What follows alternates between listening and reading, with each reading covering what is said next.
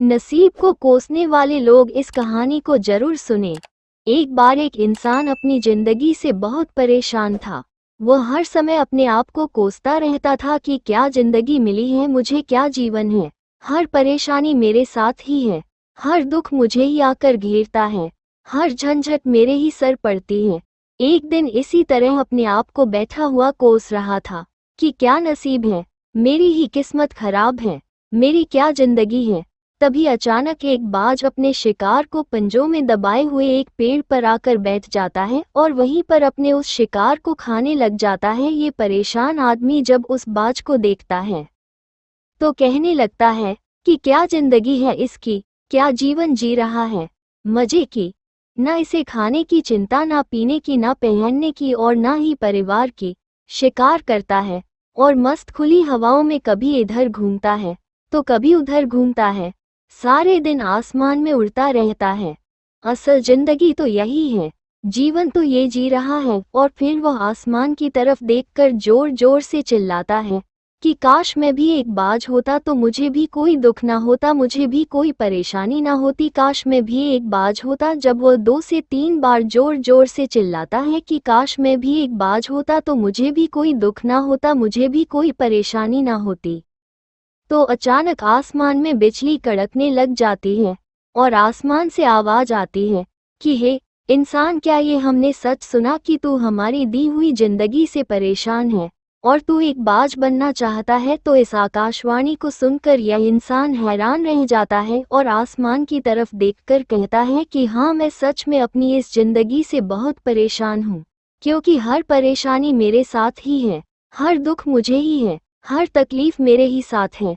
तो आसमान से फिर आवाज आती है कि ये इंसान, एक बार फिर सोच ले, हमने तुझे बड़ी प्यारी जिंदगी दी है, लेकिन अगर फिर भी तू चाहता है कि हम तुझे बाज बना दें तो हम तुझे बाज बना देंगे, लेकिन अगर एक बार हमने तुझे बाज बना दिया तो फिर हम तुझे बाज से इंसान दोबारा नहीं बनाएंगे। तो यह आदमी तुरंत जवाब देता है कि मैंने अच्छी तरह से सोच लिया है कि मुझे बाज ही बनना है और एक बार बाज बनने के बाद मैं दोबारा कभी नहीं कहूँगा कि मुझे इंसान बनना है। तभी ऊपर से आवाज आती है कि जैसे तुम्हारी इच्छा, और वह इंसान बाज बन जाता है। बाज बनते ही वह इंसान खुली हवाओं में उड़ने लगता है, कभी उड़ता हुआ इधर चला जाता है, कभी उड़ता हुआ उधर चला जाता है और सोचता है क्या मजे की जिंदगी है, असल जिंदगी तो यही है, ना कोई चिंता, ना कोई परेशानी, ना कोई डर। वह सारा दिन ऊंचे आसमान में उड़ता रहता है, 2-3 मिनट पंख मारता है, उसके बाद पंख मारना बंद कर देता है और लंबे समय तक हवाओं में तैरता रहता है। इसी तरह हवाओं में तैरते हुए शाम का समय नजदीक आ जाता है तो वह सोचता है कि मेरे पास रहने का एक ठिकाना भी होना चाहिए, मेरा अपना एक घर होना चाहिए जहां मैं रात में आराम कर सकूं। तो यह सोचकर वह छोटी छोटी लकड़ियां इकट्ठा करने लग जाता है और एक ऊंचे पेड़ पर अपना घोंसला बनाने लग जाता है। एक एक लकड़ियां इकट्ठा करके वह अपने लिए एक सुंदर सा घोंसला तैयार कर लेता है और रात में उसी में सो जाता है और सोचता है सुबह उठकर शिकार भी करूंगा और सुबह उठकर फिर से मौज मस्ती भी करेंगे, खुली हवाओं में उड़ेंगे। सुबह होते ही वह शिकार की तलाश में निकल पड़ता है, हवाओं में उड़ता रहता है, ऊपर से जाकर देखता है कि कहीं जमीन में मुझे कोई शिकार नजर आए तो मैं तुरंत जाकर उसे दबोच लूं और वहीं पर खा लूं, लेकिन उसे कोई शिकार नजर नहीं आता। काफी समय बीत जाता है, वह लगातार ऊंचाई से शिकार को ढूंढता रहता है, लेकिन उसे कोई शिकार नहीं मिलता। फिर पास एक जंगल होता है, यह उस जंगल में चला जाता है, यह सोचकर कि शायद वहां कोई अच्छा सा शिकार मेरे हाथ आ जाए। यह जंगल के ऊपर उड़कर शिकार को ढूंढता रहता है, जंगल के अंदर जाकर भी शिकार को ढूंढता है, लेकिन इसे वहां भी कोई शिकार नहीं मिलता। शाम का समय नजदीक आ जाता है तो मायूस होकर वापस अपने घोंसले की तरफ लौट रहा होता है कि रास्ते पर थक कर एक पेड़ के ऊपर बैठ जाता है।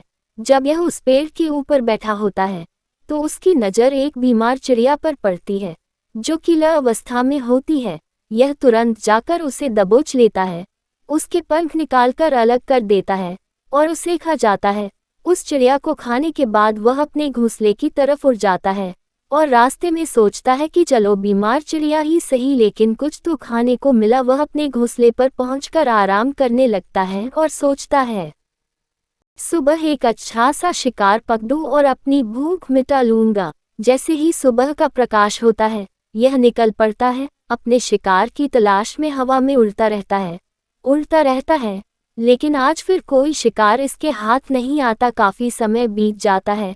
यह ऊंचाइयों पर जाकर अपनी तेज नजरों से शिकार को ढूंढने की पूरी कोशिश करता है, लेकिन इसे कोई भी शिकार नजर नहीं आता। फिर यह पास के उस जंगल की तरफ चला जाता है, लेकिन इसे वहां भी कोई शिकार नहीं मिलता। इसी प्रकार पूरे दिन उड़ते उड़ते शाम का समय नजदीक आ जाता है, तो यह निराश होकर वापस लौटने लगता है और रास्ते में एक पेड़ पर आकर बैठ जाता है। सोचता है शायद आज फिर कोई बीमार चिड़िया मेरा इंतजार कर रही हो, लेकिन हर बार किस्मत मेहरबान थोड़ी होती है। आज इसे कोई बीमार चिड़िया नहीं मिलती। यह थक हार कर वापस अपने घोंसले की तरफ चल पड़ता है और घोंसले पर पहुंचकर भूखा प्यासा ही सो जाता है और सोचता है कल सुबह एक बड़ा सा शिकार पकड़ लूंगा और आज की भूख भी मिटा लूंगा। रात को अपने घोंसले में सोया होता है, गहरी नींद में होता है कि तभी एक भयानक तूफान आता है। इस तूफान की हवा इतनी तेज होती है कि इसके घोंसले को उड़ाकर एक जगह फेंक देती है और उसे कहीं दूर दूसरी जगह फेंकती है। तो यह जहां पर गिरता है वहां नीचे एक नोकदार लकड़ी पड़ी होती है, जो इसके पंजे में गड़ जाती है और इसे बुरी तरह घायल कर देती है। तूफान के रुकने के बाद बारिश शुरू हो जाती है। तेज बारिश होती रहती है, पर यह किसी तरह से पेड़ों के नीचे छुपकर बैठा रहता है। बड़ी मुश्किल से इसकी रात कटती है। जब सुबह होती है तो बारिश रुक जाती है। बारिश के रुकते ही चारों तरफ खुशियां छा जाती हैं, चारों तरफ हरियाली छा जाती है। नदियां और झरने तेजी से बहने लगते हैं। सब कुछ फिर पहले के जैसा हो जाता है, लेकिन यह बाज अब पहले के जैसा नहीं रहा। इसका पांव बुरी तरह घायल हो चुका है। इसके पंजे में जो लकड़ी लगी थी, उसकी वजह से इसका पंजा बुरी तरह छत बिछत हो गया है। और मैं आपको बता दूं कि बाज का जो पंजा होता है वह उसके शिकार को पकड़ने के लिए सबसे जरूरी होता है, क्योंकि बाज अपने पंजों से ही अपने शिकार को पकड़ता है, दबोचता है और फिर अपनी चोंच के माध्यम से नोच नोच कर खाता है। लेकिन अब इस बाज का पंजा बुरी तरह से घायल हो चुका था और वह पिछले 2 दिनों से भूखा भी था। यह शिकार की खोज में थोड़ा सा उड़ता है कि शायद फिर कहीं कोई बीमार चिड़िया इसे मिल जाए, लेकिन कहाँ बार बार कोई बीमार चिड़िया मिलने वाली थी। वह कुछ देर तक उड़ता है, लेकिन फिर भूख और दर्द के मारे थक कर एक पेड़ पर आकर बैठ जाता है। वह पेड़ पर आकर बैठ तो जाता है, लेकिन उसे पता नहीं था कि यहाँ एक और मुसीबत उसका इंतजार कर रही है। और वह मुसीबत यह थी कि 8-10 कौओं का एक झुंड मिलकर इसे परेशान करने लग जाते हैं। इसके ऊपर आकर इसके घाव में चोट मारने लग जाते हैं। उन्हें भी पता चल जाता है कि यह बाज घायल है और भूख की वजह से कमजोर भी है। यह बाज उनसे बचने के लिए थोड़ा सा उड़ता है और फिर जाकर बैठ जाता है। उनसे पीछा छुड़ाने का प्रयास करता है, लेकिन वह फिर इसके पीछे आ जाते हैं। तो यह फिर उड़कर थोड़ी दूर चला जाता है, लेकिन वह इसका पीछा नहीं छोड़ते और बार बार इसके पास आकर इसे परेशान करते हैं। कौवे अक्सर बाज के साथ ऐसा करते हैं, लेकिन फिर बाज भी उनके साथ एक खेल खेलता है। जब कौओं का झुंड बाज को परेशान करता है और उनका पीछा नहीं छोड़ता, तो बाज हवा में सीधी उड़ान भरने लग जाता है। वह तेजी से सीधा ऊपर की ओर उड़ने लग जाता है। कौवे भी उसके पीछे उड़ते हैं, लेकिन कुछ देर तक उड़ने के बाद कौवे ऐसी ऊंचाई पर पहुंच जाते हैं जहां पर उन्हें ठीक से ऑक्सीजन मिलनी बंद हो जाती है। उनका दम घुटने लग जाता है, उनकी सांस रुकने लग जाती है। तो फिर वह वहां से ऊपर नहीं जा पाते, पर क्योंकि बाज तो बादलों से भी ऊपर उड़ सकता है, इसीलिए वह तो ऊपर चला जाता है। लेकिन कौवे वहां से ऊपर नहीं जा पाते और वो नीचे आने लगते हैं। तो इस तरीके से बाज उनसे अपना पीछा छुड़ा लेता है, लेकिन ऐसा करने के लिए, इतनी ऊंची उड़ान भरने के लिए इस बाज के पास उतनी ताकत नहीं थी, क्योंकि यह भूखा भी था और घायल भी था। तो यह उड़ता और थोड़ी सी दूर जाकर बैठ जाता और कौवे फिर आकर इसे परेशान करने लग जाते। इसी तरह भूख और घायल हालत में एक दिन गुजर जाता है, दूसरा दिन गुजर जाता है, तीसरा दिन गुजर जाता है।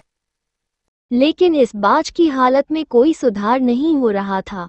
हालत बद से बदतर होती जा रही थी।